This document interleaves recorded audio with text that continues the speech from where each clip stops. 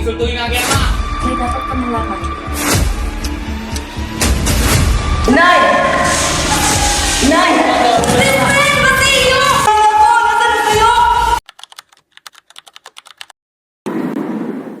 Kakibat ng pangarap ay ang pag-iinagpis, liwanag at kadiliman.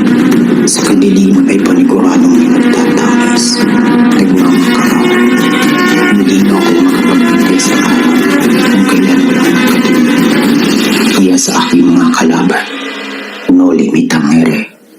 Ako si Jose.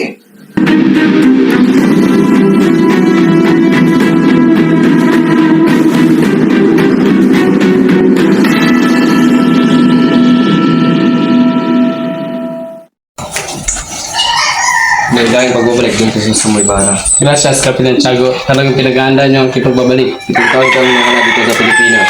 Halika, ipakilala kita sa aking mga bisita.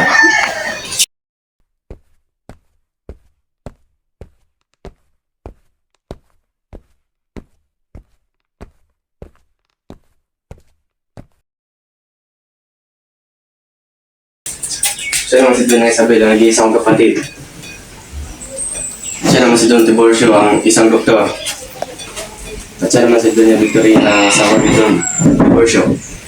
Ang kura paroko ng San Diego, si Padre Damaso. Halina kayo, Tiago. Paupuin mo na ang bisita at handa na ang mga pagkain. Halika na dito, upo ka na.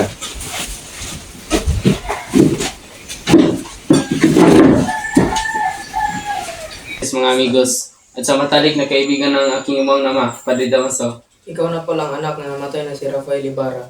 Nais ko lang itanong sa iyo na hindi ko naging matalik na kaibigan ng iyong ama. Busa na pala yung pag-aaral sa iyo, Padre Crisostomo. Mabuti naman po, Kapitan. Hindi lang kalaman sa siyensya ang natutunan ko doon.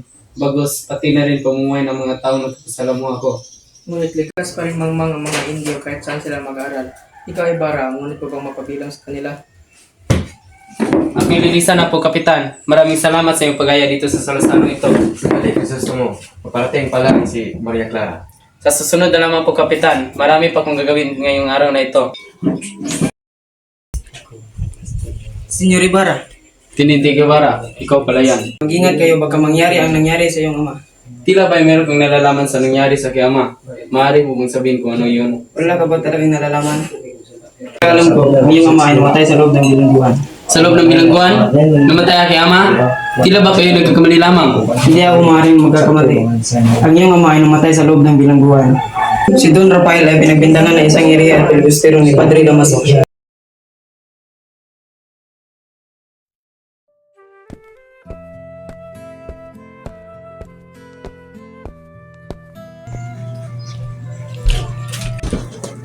Magandang umaga, Tia Isabel. Magandang umaga rin sa'yo, Don Crisostomo Ibarra. Ngunit bakit ka na parito? Nais ko lang pong dalawin si Maria Clara. Nariyan po ba siya? Andeng! Nariyan ba si Maria Clara?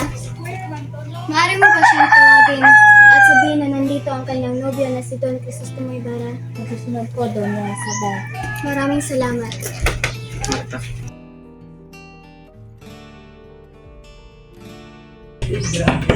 Bini-bini! Bini-bining Maria Clara! Nandito yung nobyo, si Don Crisostomo Ibarra. Si Ibarra? Nasaan siya, Andeng? Nasaan si Ibarra? Maria Clara.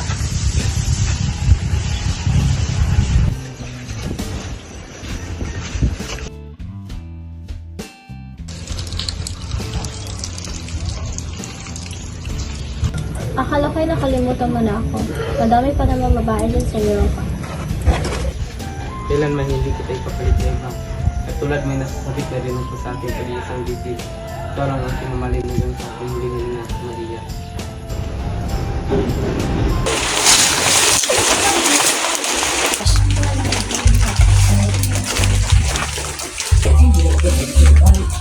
Magandang umaga, Ginoo.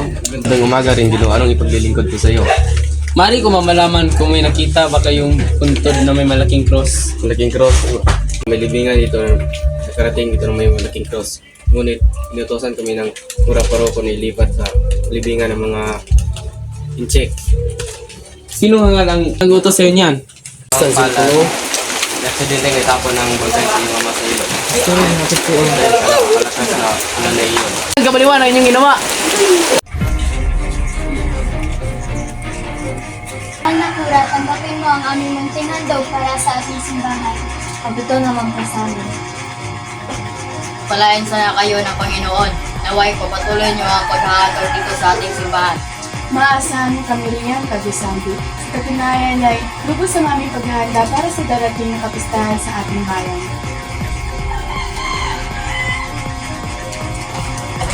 Padre Salvi, anong ginawa niyo sa aking ama? Wala akong Ano ginawa. wala? Tinitiya ako sa'yo, wala akong ginawa. Hindi ako ang kura parugo ng mga panahon iyon, kundi si Padre Damaso. Inay! Inay! Ano nangyari sa'yo, Basilio? Nasaan si Crispin? Nasaan ang kapatid mo? Si Crispin, naiwan mo siya sa kumbento. Saan mo? Papakausapan ko bukas na bukas ang kura na pakawalan ng iyong kapatid.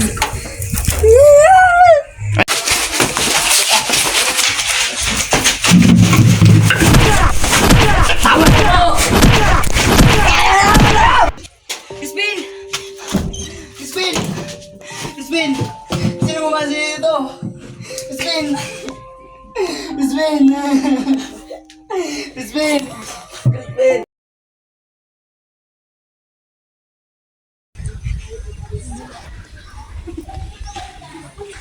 Ang daladala mo, Para po ito sa kura, nais ko po lamang makausap sapagkat ang aking anak na si Crispin ay hindi pa nakawin simula kahapon.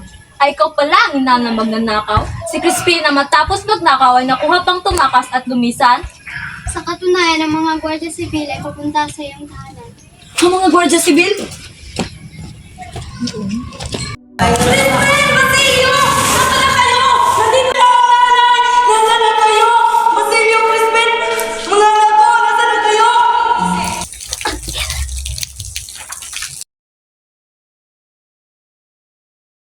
Magandang umaga, Mang Tasyo. Nais ko lang pong humingi sa iyo ng payo para sa ipapatay ko ng paralan. Hindi mo naman sa ngayon, ngunit sa susunod na mga salinahin ay manawaan na nila ito, sapagkat sila ay matatalino at malamang hindi mahambing sa mga panahon ng mga pinuno. Ang payo ko lang sa iyo ay umiwas ka muna sa mga gulo ng mga nagharian. Salamat, Mang Tasyo. Muna na po ako. Las fiestas a la gente de Santiago. Bilhin na po kayo!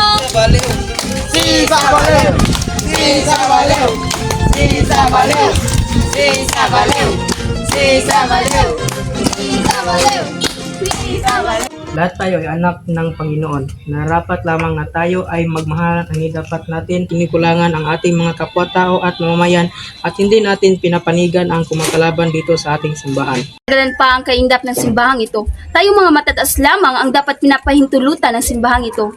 Hindi na dapat pinapapasok ang mga Indyo.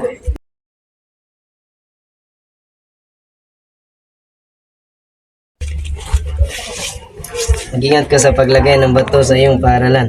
Maniwala ka sa akin dahil ako yung kapanalig.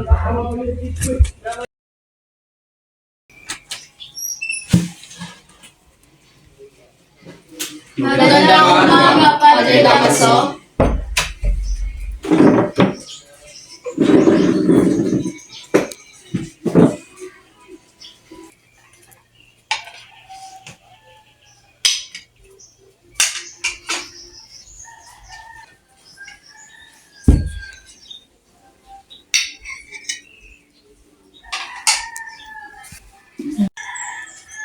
Kumusta na kayang labi niyong ama Ibarra? Saan dagat na kaya ito napadpad? Wala ang karapatang insultuhin nga kay ama! Tama yan, Ibarra! Alang-alang na lang sa akin, huwag mo na pagbuhatan ng kamay si Padre Damaso. Pumanin, Maria Clara. Magandang umaga, Don Cristo May Bara. Maaari ka ba namin anyayin na sumama sa amin? Bakit? Ano aking ginawa? Ikaw ang tinuturo na nagsimula sa pag-aalsa ng mga Guardia Civil. Saan niyo ko dadalhin? Wala akong ginawa!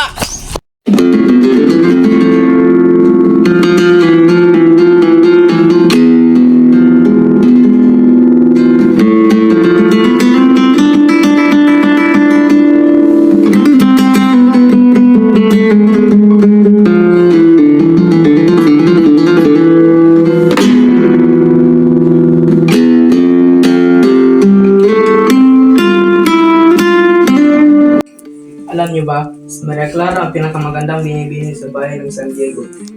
Kanyang binibini ang nais ko. Kapitan Tiago, siya nga po pala si Don Alfonso Linares de Espadanya, kamag-anak ng aking asawa at inaanak ni Padre Damaso.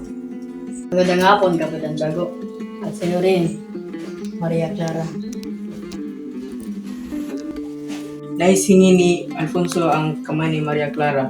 Papayag ka ba dito? Anong problema lang yun sa akin? Masalaga niya ng aking anak. Ayoko, Ama. Labis akong tumututot. Si Crisostomo Ibarra na aking minamahal. At handa kong hintayin siya.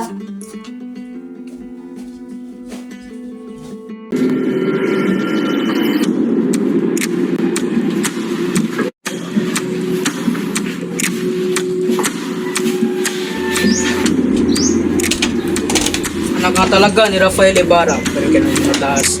Kahit walang duda, pareho kayo ng sinabi. Kaya hindi na ako magkapaghintay na makita ang iyong bangkay nagpalutang-lutang sa dagat, gaya ng sinabi ng iyong ama. Huwag na huwag mong hamakin ang aking ama! Dahil kung titimbangin, kayo mga praile ay masahol pa sa mga jablo!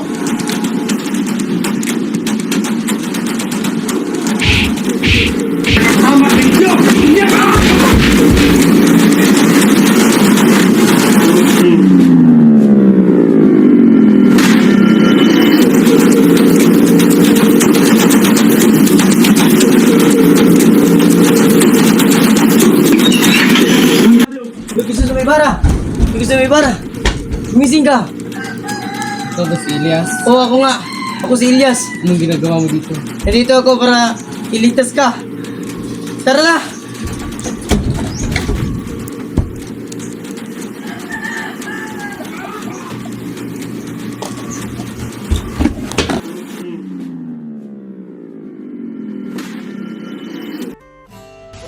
Maria?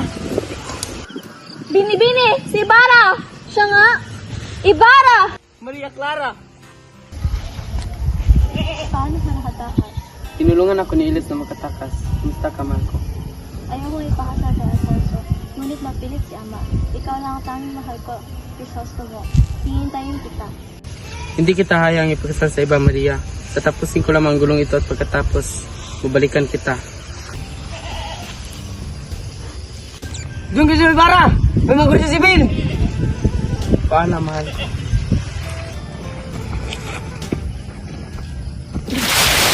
Bini, may dapat pang malaman.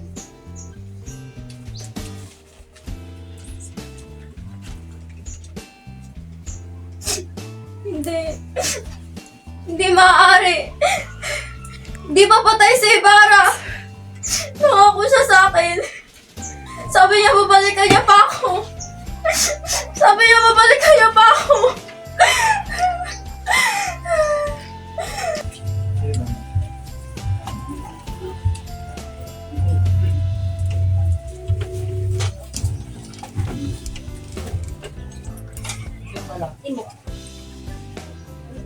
Nais kong hilingin sa inyo na sirain ang pangako sa aking pagpapakasal. Bakit? Patay na ang taong ninanais kong pakasalan. Wala na akong iba pang papakasalan kung hindi siya. Mabuti na lang na sumunod ako sa kanya kung ipipilit ko pa rin akong ipakasal sa iba. O di kaya naman papasok na lang ako sa kumbento. Pumahin na anak, hindi ko kaya mawalay ka sa aking piling. Nais ko lamang ang makakabuti sa iyo. Mas pipiliin ko na lamang na magsilbi ka sa kumbento.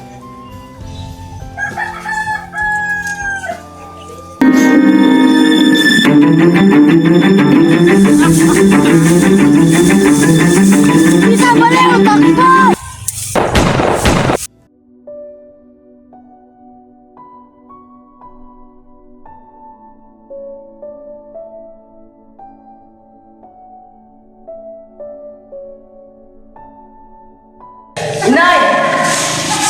Inay! Inay! Inay! Inay!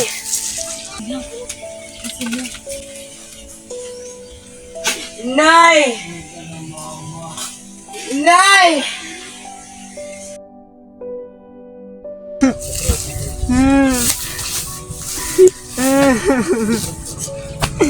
Sinong taon na yan? Siya po ang inay ko. Kasugatan ako. At yun na rin magtatagal. Mawawala na rin ako ng buhay. Kuha ka ng mga tao eh. Nagtitapon mo sa aming dalawa. Sunugin mo kami. Kung kaya mo ang gintong ipinaon ko, gamitin mo yon at mag-aral ka mabuti.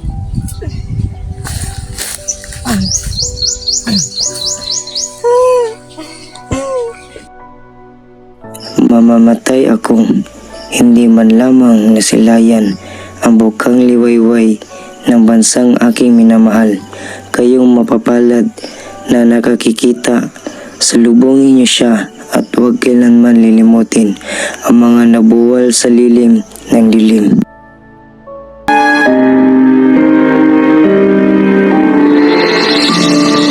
Bayan, matatanaw din natin ang liwanag. Makakamit din natin ang kalayaan. Sapagkat hindi pa ito ang katapusan. Bagkus ito'y simula pa lang. Adios.